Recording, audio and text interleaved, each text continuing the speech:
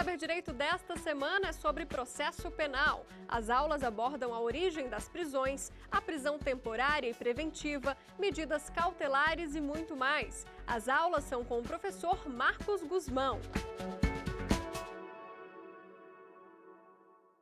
Olá pessoal, professor Marcos Guzmão de volta com vocês para a gente continuar a nossa escalada sobre as prisões cautelares. Na aula passada, nós tratamos sobre a primeira prisão que acontece quando do início da persecução penal, que é a prisão em flagrante. E lembramos que na prisão em flagrante, ela pode ocorrer na forma própria, que é quando acontece quando o nosso indivíduo comete o crime, está cometendo o crime.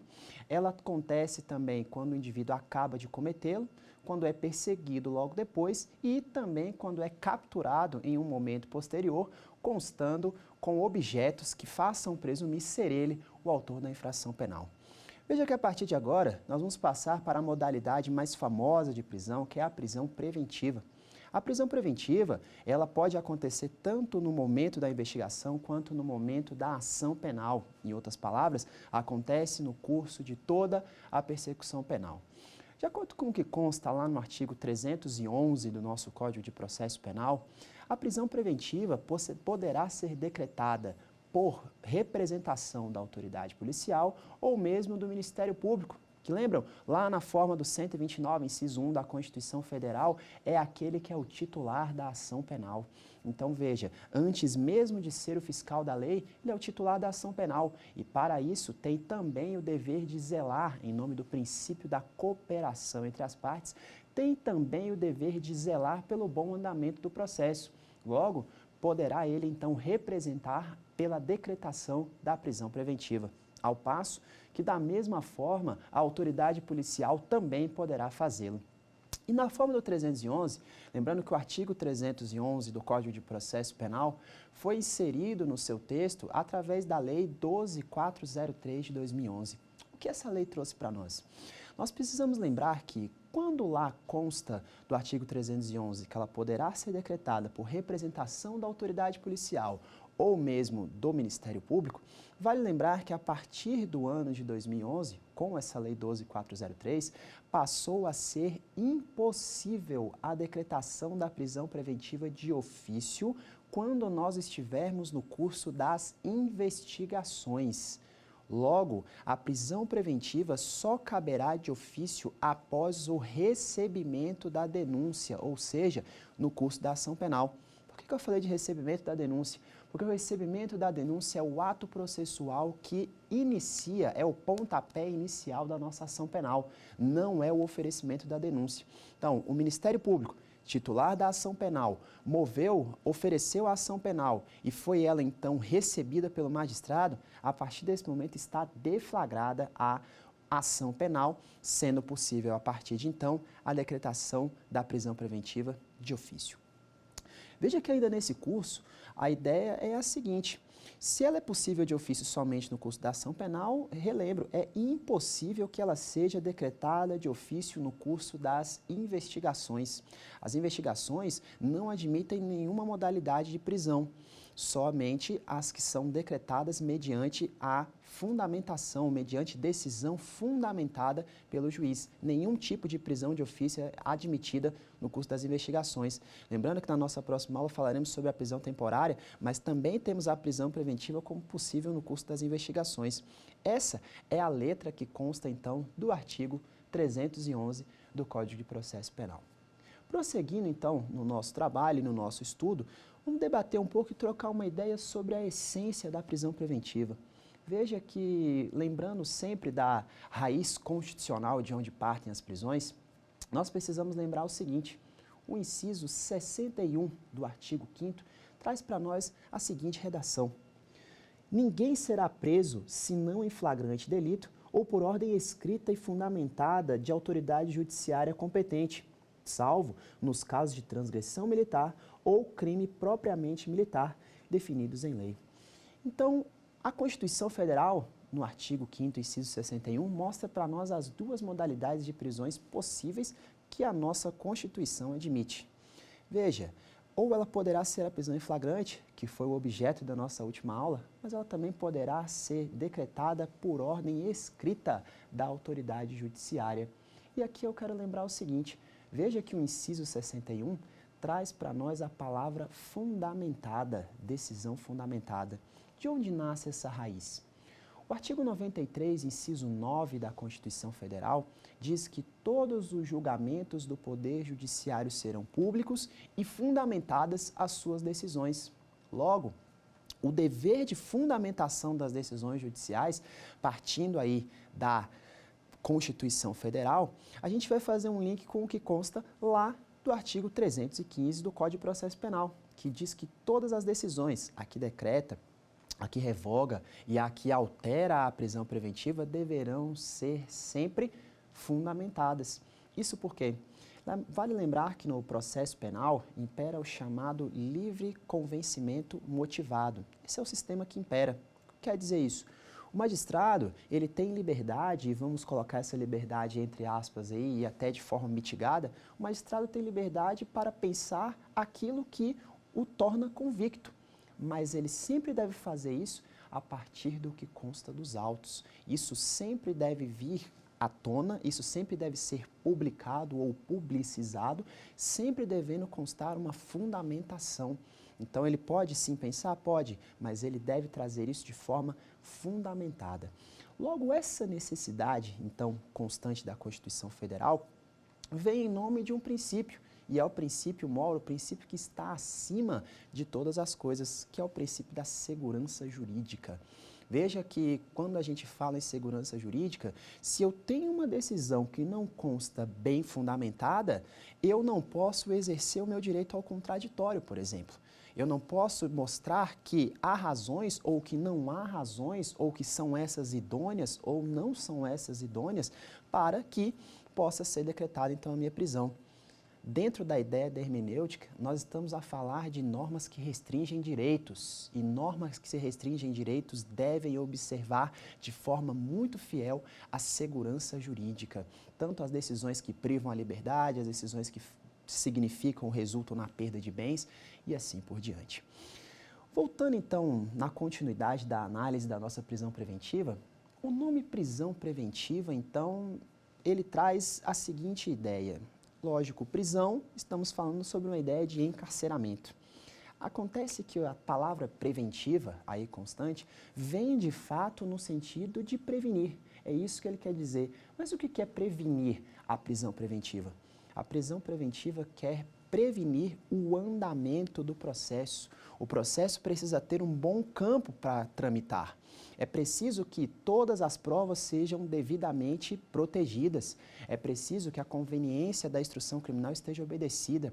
É preciso que esse crime não extrapole os limites daquela situação individual e alcance a sociedade.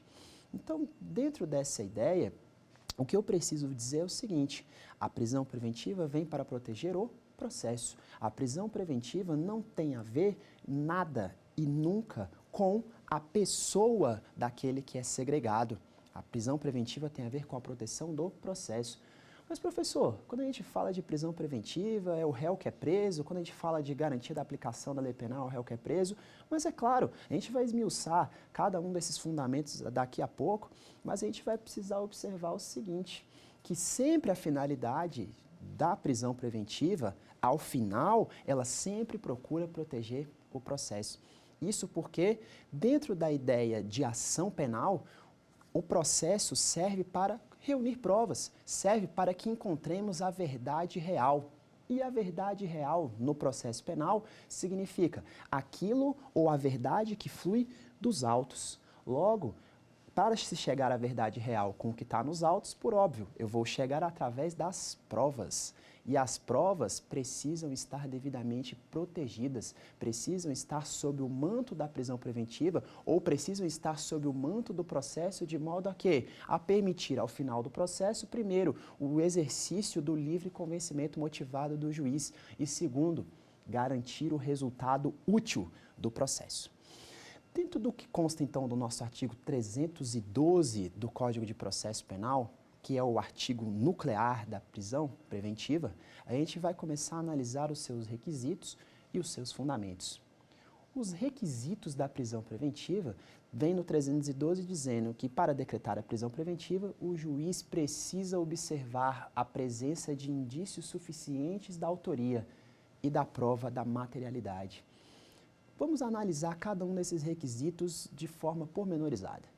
Veja que quando eu falo em prova da materialidade, aí é o mais simples, eu preciso, para decretar a prisão preventiva, que haja então o quê? Um crime. E parece óbvio dizer isso. Veja que durante muito tempo o clamor social foi uma forma que levou muitas pessoas à segregação. Mas veja, eu preciso que haja um crime, eu preciso que haja a materialidade devidamente provada.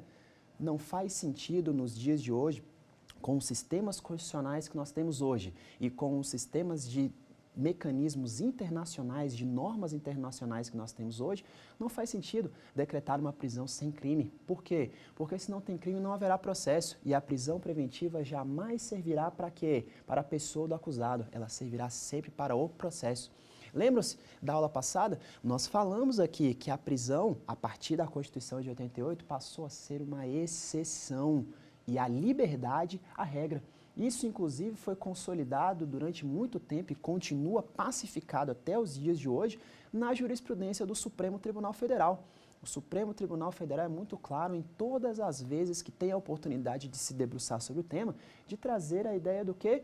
Que a prisão é uma exceção e a liberdade é a regra.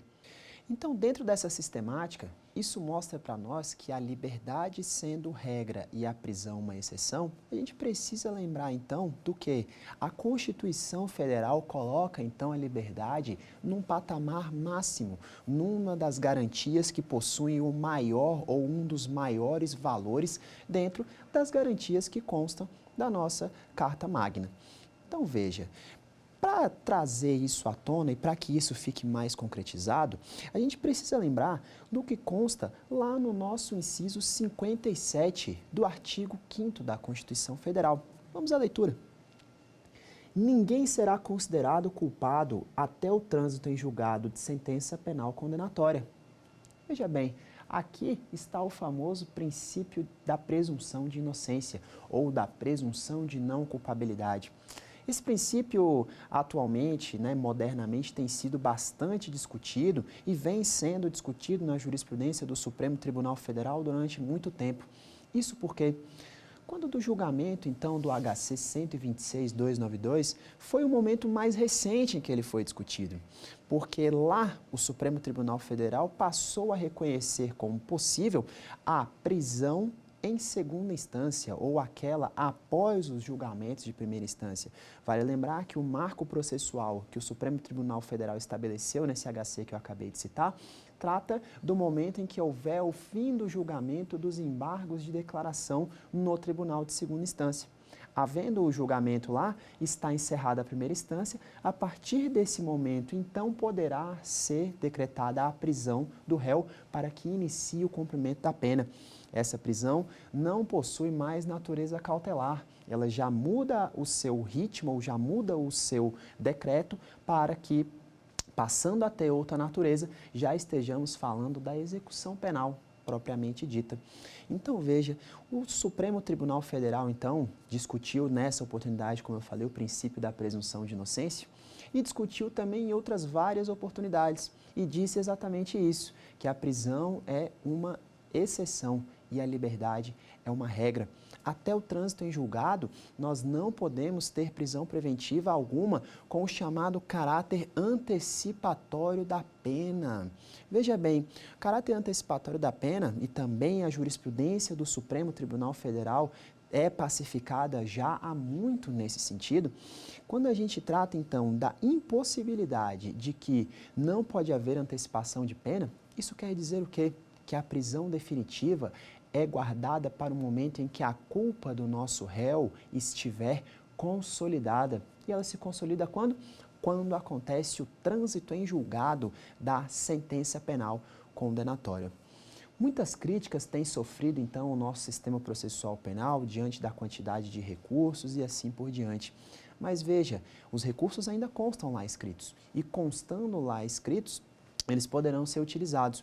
O que não se pode admitir é qualquer tipo de interpretação ou qualquer tipo de situação que venha a mitigar, a diminuir ou a reduzir a possibilidade do exercício dos direitos do condenado, do apenado, do réu e do investigado. Isso não se pode admitir. Vale lembrar que estamos diante de normas que restringem direitos. Que norma é essa? A norma da prisão, no caso. Nessa situação, a interpretação deve ser sempre estrita ou a interpretação deve ser sempre restritiva, mas jamais ampliativa nesse sentido. Continuando então a leitura sobre a nossa prisão preventiva e assim prosseguindo, nós falávamos que para decretar a prisão preventiva é necessário que haja a prova da materialidade. Então, lembrando que a materialidade pode se dar na forma direta, quando a materialidade é obtida através diretamente do corpo de delito, ou quando ela é obtida de forma indireta ao corpo de delito. Por exemplo, nós tivemos aí inúmeras situações em que foi demonstrado para nós que chegamos até a materialidade do crime através de prova indireta. Chegando através de prova indireta seria a análise dos laudos, seria exatamente o fato da pessoa ter desaparecido, seria exatamente o fato de se ter encontrado outros elementos que são incompatíveis com a vida. Então, a materialidade delitiva, ela pode chegar na forma direta, mas também pode chegar na forma indireta. Então, para que haja a decretação da prisão preventiva, no primeiro lugar, nós devemos falar então da prova da materialidade. E para a gente poder consolidar um pouquinho do nosso conhecimento, vamos dar uma olhada em algumas questões que eu preparei. Vamos lá.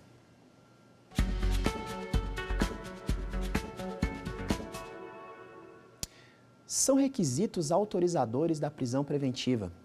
Letra A, a gravidade do delito e a ordem pública. Letra B, ordem econômica e a gravidade do delito. Letra C, ordem pública e a ordem econômica. Nenhuma das alternativas corretas. Letra C, a ordem pública e a ordem econômica. Aí no artigo 312, nós vamos ver agora, logo posteriormente, nós vemos os fundamentos da prisão preventiva. Dois deles, no caso, são a ordem pública e a ordem econômica. O que eu quero dizer com isso? Veja que nós vimos aqui a expressão gravidade do delito constando na nossa questão. O Supremo Tribunal Federal rechaçou, e como nós estamos falando do tema de prisões, os seus aspectos jurisprudenciais, nós vamos ver que o Supremo Tribunal Federal rechaçou a hipótese de decretação da prisão preventiva baseada na gravidade em abstrato do delito. Isso quer dizer o seguinte, não é porque é um crime de tráfico de drogas, porque é um crime de homicídio ou porque seria um crime como o furto qualificado, por exemplo, que nós teremos a decretação automática da prisão preventiva. É preciso que flua dos autos uma gravidade concreta. E fluindo dos autos a gravidade concreta, poderemos então decretar a prisão preventiva. Caso contrário, a gravidade em abstrato não autoriza a decretação da prisão preventiva. Isso porque vale lembrar que, se assim o fosse, estaríamos voltando ou regressando a uma ideia de responsabilidade penal objetiva. Ou seja, bastava olhar para o crime e a prisão seria automática. E o sistema penal brasileiro, principalmente a partir da Constituição de 1988, não admite a possibilidade da responsabilidade penal objetiva, principalmente também quando a gente teve a reforma do nosso Código Penal no ano de 1984, em que houve a alteração de toda a parte geral do nosso Código. Logo, gravidade do delito não pode ser tida ou não pode ser motivo idôneo para permitir a decretação da prisão preventiva, rechaçado pela jurisprudência do Supremo Tribunal Federal. Nesse sentido, e continuando, nós falávamos sobre os requisitos da prisão preventiva. E veja bem, falamos sobre a prova da materialidade e agora vamos falar sobre os indícios suficientes da autoria. Quando eu falo em indícios suficientes da autoria, veja que a norma penal, a norma processual penal aí no artigo 312, ela foi muito clara em não admitir simplesmente indícios de autoria. Ela quer indícios suficientes. A palavrinha suficientes, constante aí, mostra para nós que realmente a prisão é uma exceção e liberdade é uma regra. Por quê? Porque eu não posso ter a decretação de uma prisão preventiva baseado na incerteza. Eu preciso que tenha. E aí a gente vai lá para o artigo 239 do Código de Processo Penal para dizer que o que são indícios.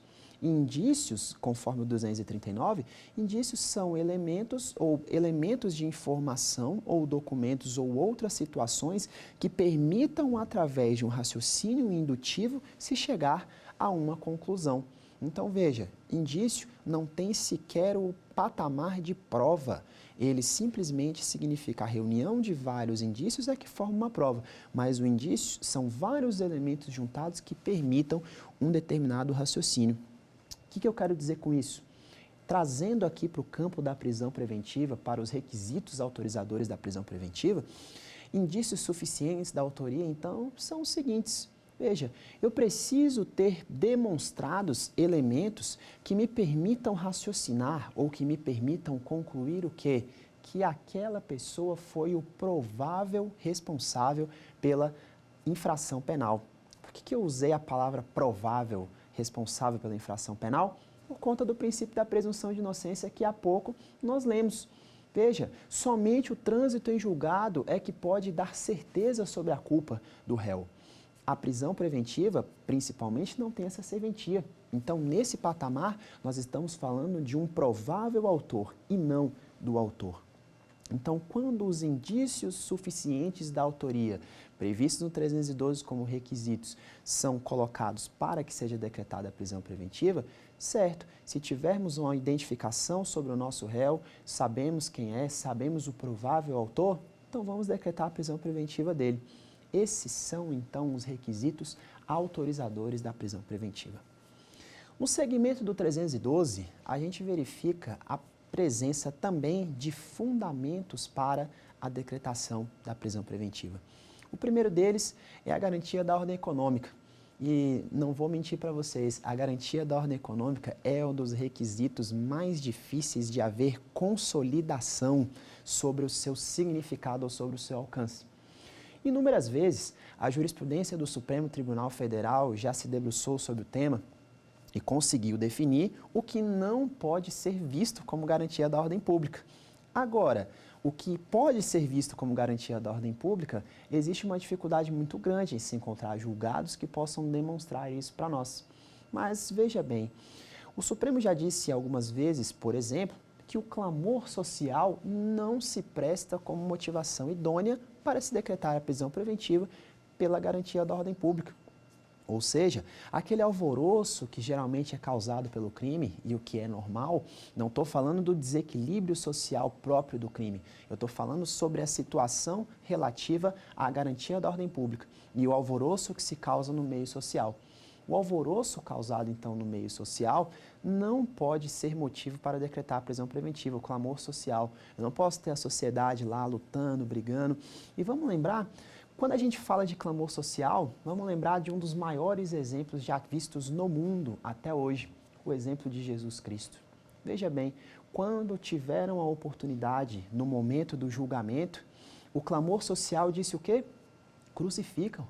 Então, quando eles ficaram ali dizendo e representando aquela ideia de crucificam, veja, foi o clamor social. Não haviam dados concretos para poder se demonstrar que Jesus merecia ser preso e posteriormente crucificado.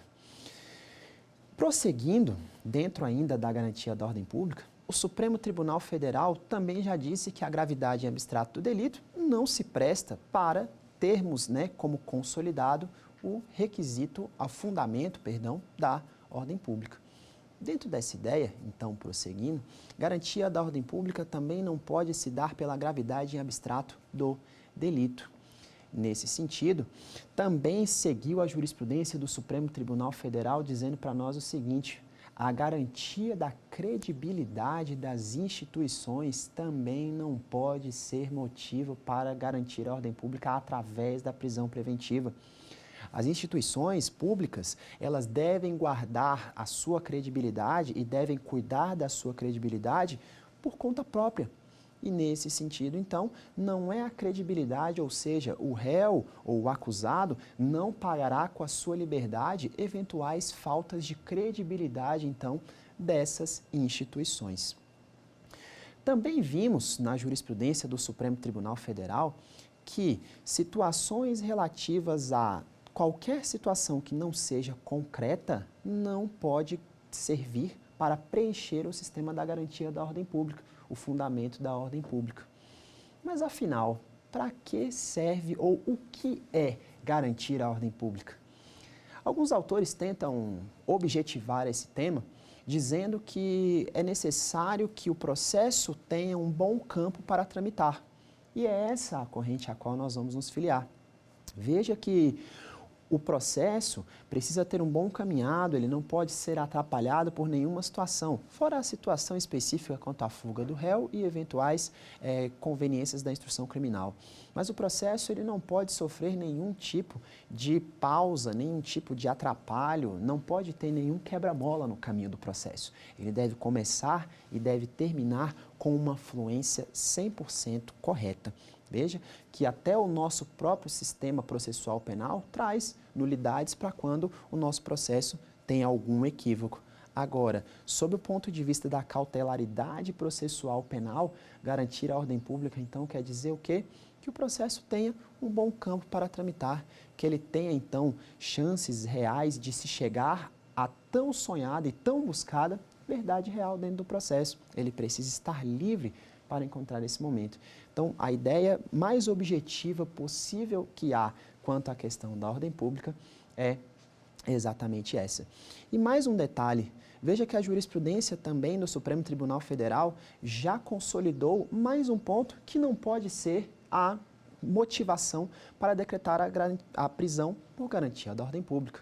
O que nós estamos falando? Estamos falando sobre a integridade física do acusado. Quando a gente fala da garantia da ordem pública para resguardar a integridade física do acusado, veja, o cidadão, quando comete um crime, ele não pode estar, então, sujeito, ou ele não pode pagar por uma falta de proteção do Estado quando aquele não conseguiu chegar e não pode pagar por isso com a sua liberdade. E vale lembrar que a liberdade é a regra e a prisão é a exceção. Então, nesse sentido, não podemos prender o cidadão para quê? Para resguardar a sua integridade física.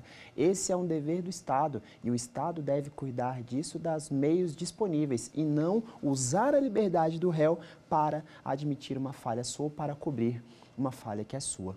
Feito? Então, dentro dessa ideia de garantir a ordem pública, conseguimos mais ou menos objetivar isso aí e partimos então para a análise dos fundamentos restantes.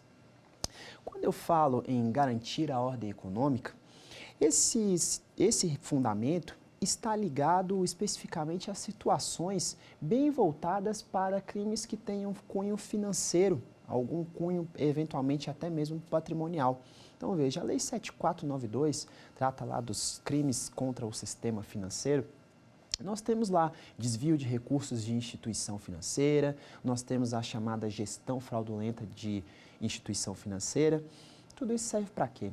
Veja que alguém que comete um crime, estando na direção de uma instituição financeira, pode causar um prejuízo ao país que extrapola os limites da individualidade. Pode chegar, por exemplo, até mesmo um país a quebrar. Eu sempre dou esse exemplo quando eu estou em sala de aula, quando eu trato da situação de algum banco que está quebrando ou que está sofrendo algum tipo de perda, algum tipo de situação na redução dos seus ativos. O que acontece? De imediato, o Banco Central intervém nesse banco e ele intervém não para fechar o banco, mas para evitar que ele quebre. Veja, um banco quebrado não causa prejuízo somente para aquelas pessoas que têm conta lá, por exemplo. Causa um prejuízo num tamanho que alcança proporções do país, e isso não se imagina.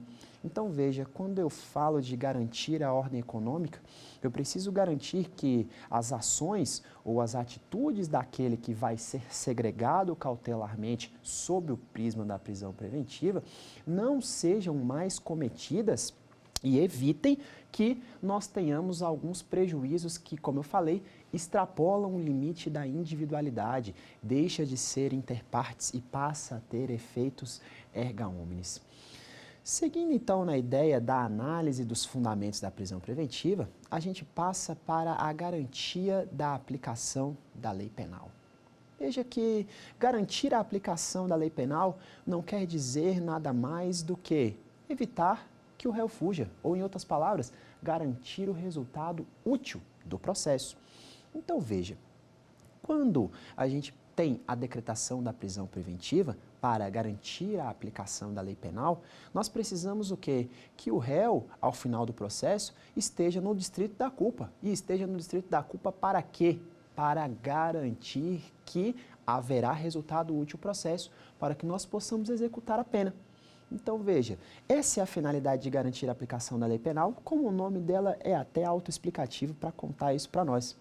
Então, eu preciso que haja dados concretos no processo para mostrar para mim que o réu deu algum indício ou deu alguma ideia sobre possivelmente se evadir do distrito da culpa.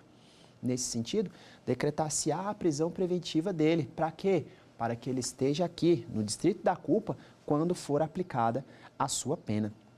Então, garantir a aplicação da lei penal nada mais quer dizer que proteger o resultado útil do nosso processo penal, da nossa ação penal. Prosseguindo ainda mais, nós temos a também chamada conveniência da instrução criminal. Já falei no começo, o processo penal busca a verdade real. E a verdade real, ela é obtida através das provas. Para quê? Para que, ao final, o juiz possa exercer de forma livre o chamado livre convencimento motivado. Para quê? Analisando a prova de forma fundamentada, decidir pela condenação ou pela absolvição.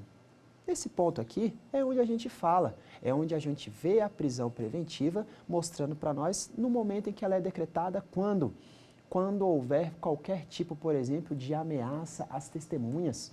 Ameaçou a testemunha? Opa, precisamos proteger a conveniência da instrução criminal, precisamos proteger a reunião de provas no processo. Nesse sentido, vamos decretar a prisão preventiva por conveniência da instrução criminal. Verificamos possivelmente que o réu possa estar destruindo provas. Está destruindo provas? Decreta a prisão preventiva como conveniência da instrução criminal. O que quer dizer isso? A instrução criminal, então, é o ponto principal, é o ponto mor do nosso processo penal. É o ponto mais protegido, o ponto nuclear, porque tudo o que acontece no processo vai fluir a partir da instrução criminal. Logo, ela deve ser devidamente protegida. E para a gente fazer mais um teste sobre os nossos conhecimentos, vamos chamar mais uma pergunta?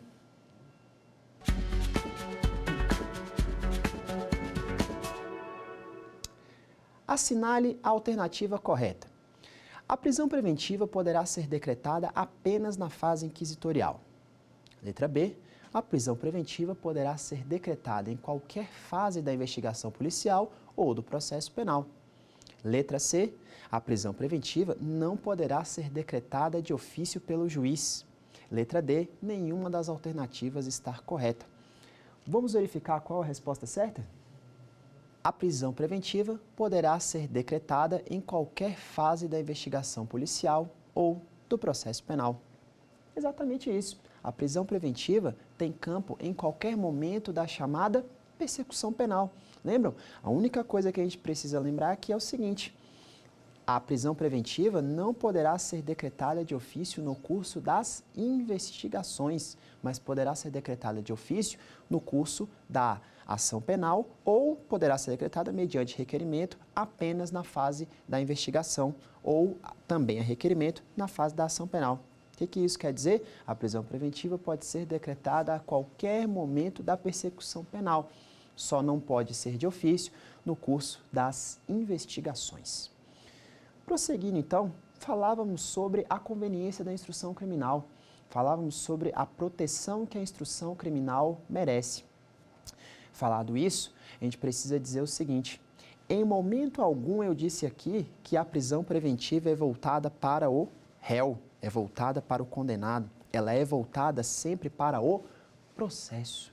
Então, como falávamos da conveniência da instrução criminal, vimos que o interesse aqui é proteger a instrução processual, é proteger a coleta de provas, é proteger a reunião das provas.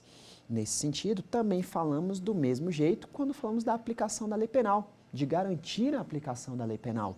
Precisamos que o nosso réu esteja aqui para garantir o nosso resultado útil do processo, para que a nossa ação penal então possa tramitar e daí devidamente termos um decreto condenatório ou absolutório ao final. Vale lembrar também outras situações, e aí são situações que fluem da própria jurisprudência do Supremo Tribunal Federal e também do Superior Tribunal de Justiça. Veja que para a decretação da prisão preventiva, eu preciso sempre de dados concretos. Falávamos lá na ordem pública sobre a decretação em razão da gravidade do delito. Quando falamos sobre a decretação em razão da gravidade do delito, realmente a gravidade do delito pode ensejar a decretação da prisão preventiva? Sim, mas ela deve ser baseada em fatores concretos, devidamente demonstrados nos autos e devidamente demonstrado pela autoridade policial ao representar pela prisão preventiva ou pelo Ministério Público ao requerer a sua decretação. Sempre dados concretos. Quando falávamos sobre a aplicação da lei penal, a garantia da aplicação da lei penal, nós precisamos lembrar o quê? Que não basta que o réu queira fugir, é preciso que se demonstre que ele quer fugir. Logo, a gente também deve falar de dados ou de fatores concretos, motivos palpáveis que devem ser devidamente demonstrados pelo magistrado em sua decisão fundamentada. Prosseguindo, quando falávamos também sobre a conveniência da instrução criminal, não é diferente. A conveniência da instrução criminal é preciso que sejam demonstrados atos concretos do réu no sentido de destruir, inutilizar qualquer tipo de prova que servirá para nós no curso da nossa ação penal. Falado isso e analisado então os requisitos do artigo 312, os fundamentos do artigo 312, o parágrafo único desse mesmo artigo vai contar para nós que também terá cabimento a prisão preventiva quando nós estivermos falando de descumprimento de medidas protetivas. Lembram lá na ideia da Lei Maria da Penha? Quando estivermos tratando, então, do âmbito da chamada violência doméstica e que houver sido imposta qualquer medida protetiva, o descumprimento dela também ensejará a prisão preventiva. Veja que as medidas protetivas, guardadas as devidas proporções, também têm o mesmo espírito daquelas medidas cautelares diversas da prisão previstas no artigo 319, que surgiram, então, no ano de 2011. Nesse sentido, então, vejam que tratar das medidas protetivas quer dizer, tudo bem, eu preciso criar uma situação de proteção porque aqui nós temos um valor maior, que aqui, quando tratamos da situação do âmbito da violência doméstica, isso pode trazer para nós situações graves, como até mesmo a morte, lesões de natureza grave, humilhações de natureza irreversíveis e por aí vai. Lembrando que, conforme o artigo 5º da Lei Maria da Penha, a violência necessária para o âmbito da violência doméstica para atrair a competência e a aplicação da Lei Maria da Penha não é somente a violência física. Também temos a violência moral, a violência sexual, a violência patrimonial e a violência psíquica. Então, se a vítima sofre qualquer situação dessas, terá ponto a aplicação da Lei Maria da Penha. E tendo a aplicação da Lei Maria da Penha e havendo descumprimento de medidas protetivas, deveremos então fazer o quê?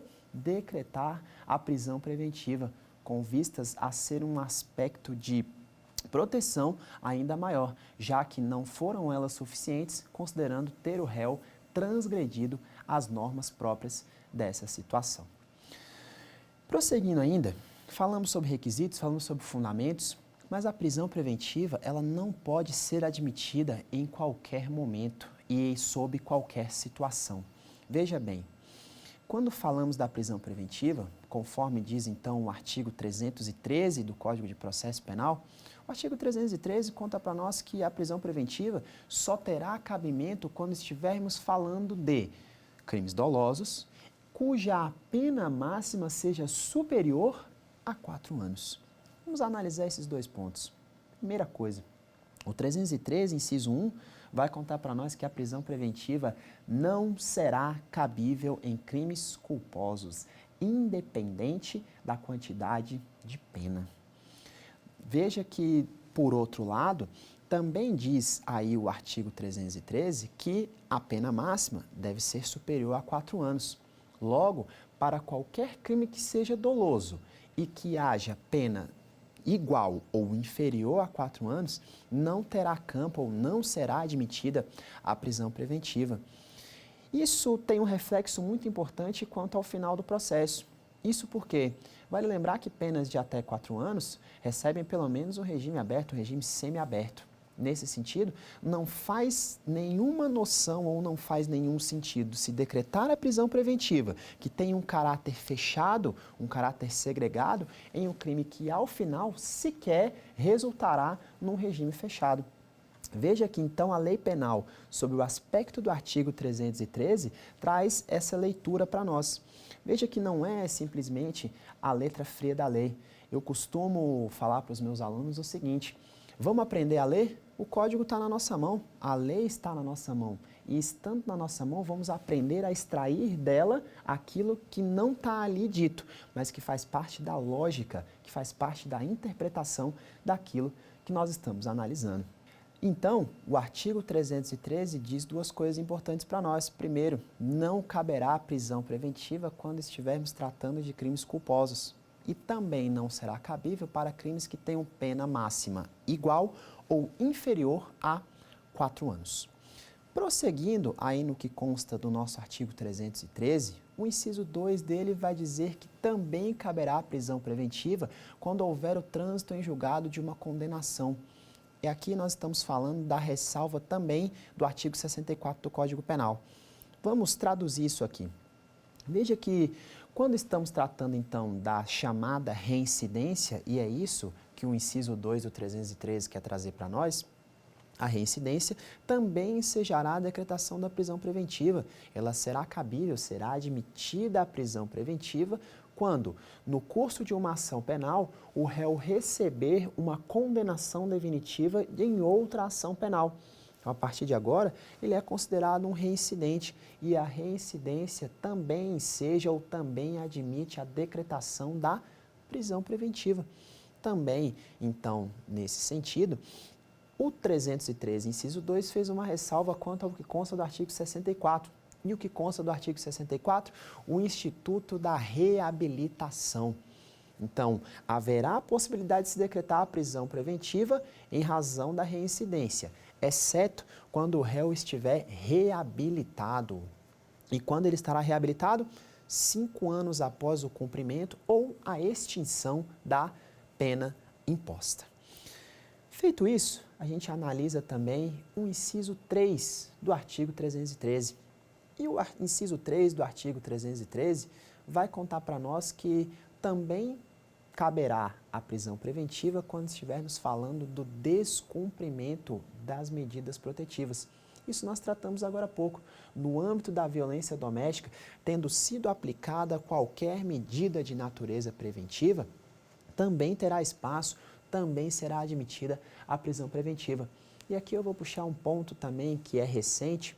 A Lei 11.340 de 2006 trouxe a previsão nova aqui do ano de 2018 do artigo 24A. O artigo 24A foi devidamente inserido lá.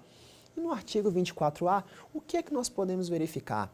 É que o descumprimento das medidas protetivas não seja somente a decretação da prisão preventiva, também seja a responsabilização penal, ou seja, descumprir medidas protetivas no dia de hoje não enseja somente a prisão, mas enseja também a responsabilização penal. O cidadão descumpriu a medida, vai ser preso e, além disso, vai responder à ação penal. O crime do 24A hoje prevê essa conduta, então, lá constante. Prosseguindo, então, nessa ideia e na análise da nossa prisão preventiva, a gente passa para o que consta do artigo 314 do Código de Processo Penal. Veja bem, assim como nós vimos lá quando falávamos do flagrante, as situações constantes lá do artigo 23 do Código Penal, e vale lembrar o quê? O artigo 23 tratam das excludentes da ilicitude. Então, quando se verificar através da prova da materialidade, e lembram, prova da materialidade serve para quê? É o primeiro requisito, é o pontapé inicial para que possamos decretar a prisão preventiva, para que possamos ter decretada a prisão preventiva. Então, nesse sentido, diante da prova da materialidade, a gente vai verificar o quê? Se no momento de provar a materialidade, verificarmos que o agente agiu de forma manifesta, tá? Porque isso é analisado de forma perfunctória, na forma muito inicial do processo, muito prematura. Então, analisado que houve qualquer tipo de situação voltada para aquelas lá do artigo 23, não terá espaço e não será decretada a prisão preventiva. E vamos lembrar de mais uma coisa? O artigo 23 do Código Penal encerra para nós as excludentes da ilicitude, que serão, então, a legítima defesa, o estado de necessidade, o estrito cumprimento do dever legal e teremos também o exercício regular de direito. Então, nesse sentido, verificado que o réu cometeu o crime dentro de qualquer uma dessas situações, teremos então o que? A impossibilidade de decretação da prisão preventiva. Isso porque, se a conduta sequer é reprovável, quem será a prisão então para trazer essa reprovabilidade que a lei penal não trouxe? E para a gente continuar testando nossos conhecimentos, vamos dar mais uma olhadinha numa questão?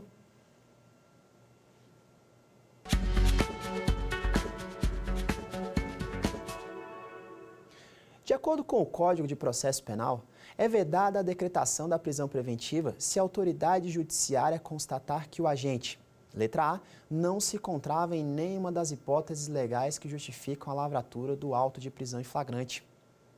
Letra B, tiver condenação anterior por crime doloso, independentemente da data do cumprimento da pena ou da extinção da punibilidade. Era menor de 21 anos de idade por ocasião do crime ou maior de 70 anos de idade por ocasião da decisão. Letra D, praticou a ação ou omissão que lhe é atribuída acobertado por alguma das excludentes da ilicitude. Vamos verificar a resposta correta? Letra D, praticou a ação ou omissão que lhe é atribuída acobertado por alguma das excludentes das ilicitudes. Veja bem, acabamos até mesmo de falar sobre isso. O artigo 314, então, do nosso Código de Processo Penal, conta para nós: presença da excludente da ilicitude, incabível a prisão preventiva. Vamos em frente. Vamos seguindo.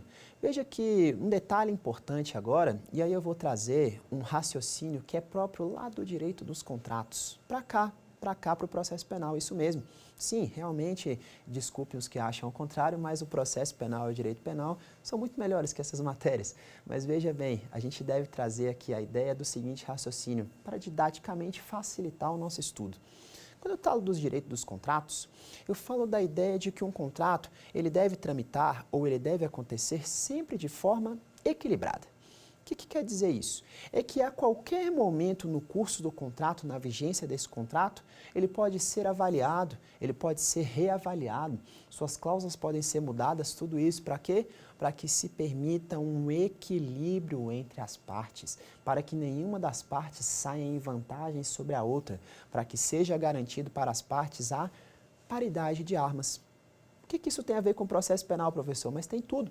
Porque o artigo 316, ele vai contar para nós do seguinte, que a prisão preventiva, ela pode ser decretada nos autos cada vez que for encontrado o motivo. Só que ela também deve ser revogada cada vez que esse motivo cessar. Isso quer dizer o quê? A prisão preventiva tem uma análise eterna pelo magistrado enquanto tramita a ação penal. Então, o magistrado deve sempre analisar a sua necessidade ou a sua desnecessidade. E o artigo 316 está contando o que para nós? Que liberdade é a regra e prisão é exceção.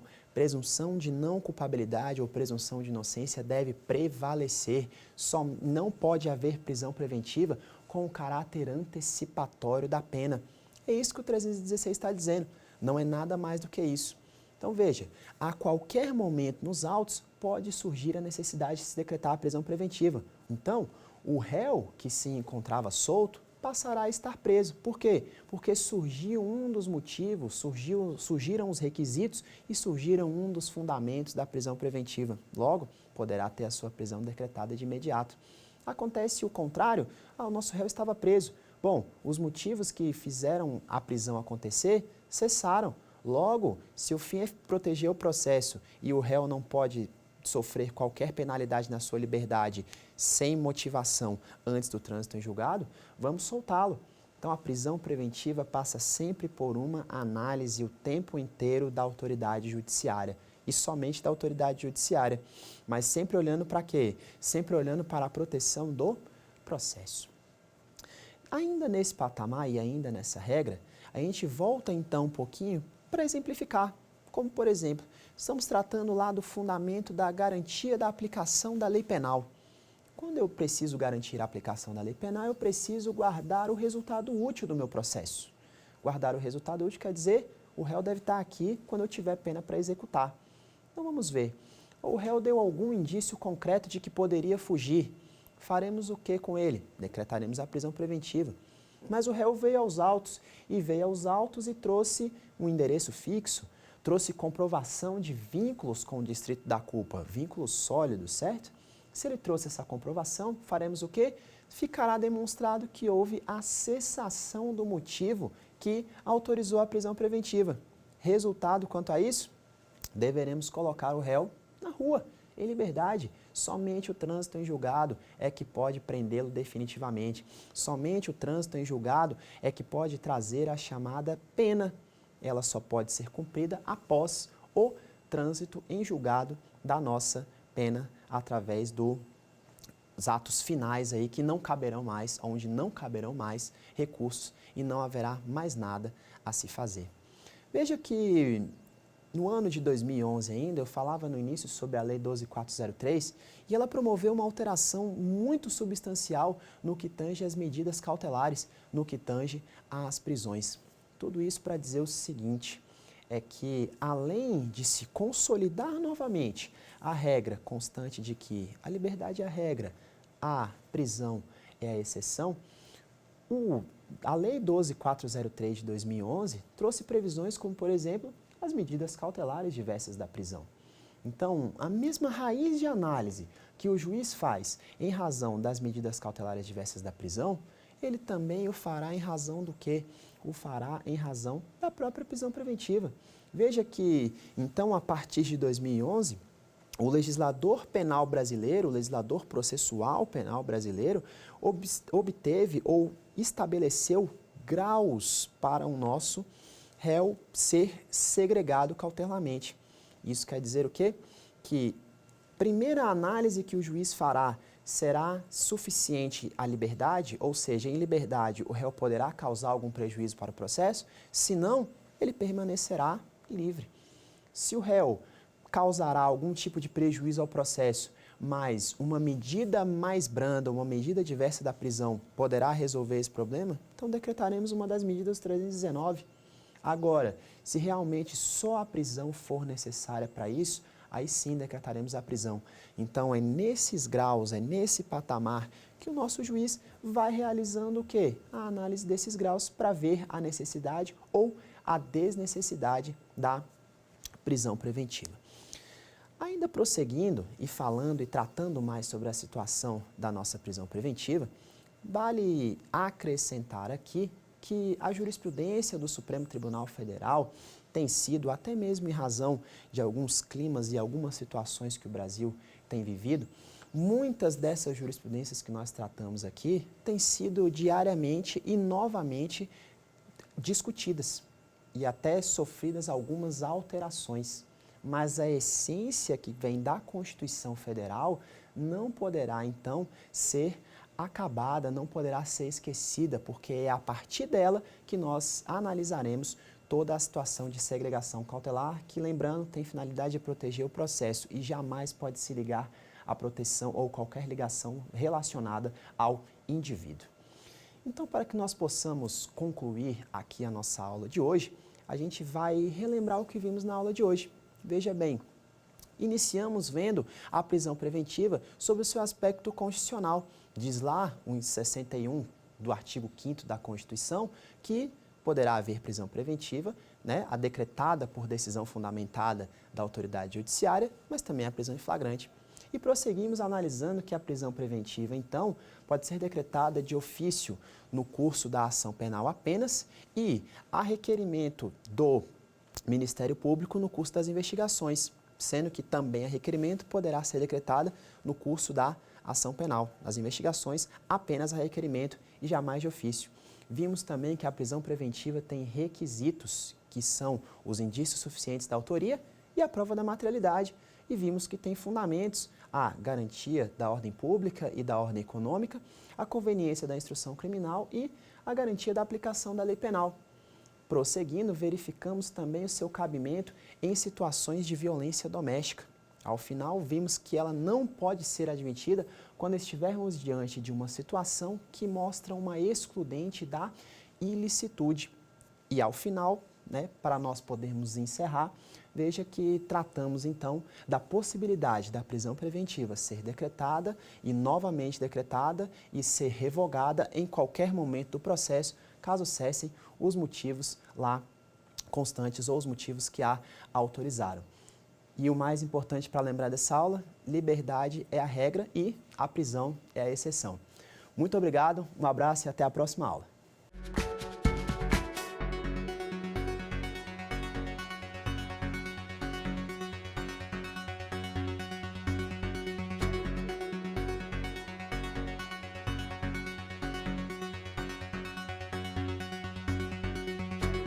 Quer dar uma sugestão de tema para os cursos do Saber Direito? Então mande um e-mail para a gente, saberdireito@stf.jus.br, ou entre em contato pelo nosso WhatsApp.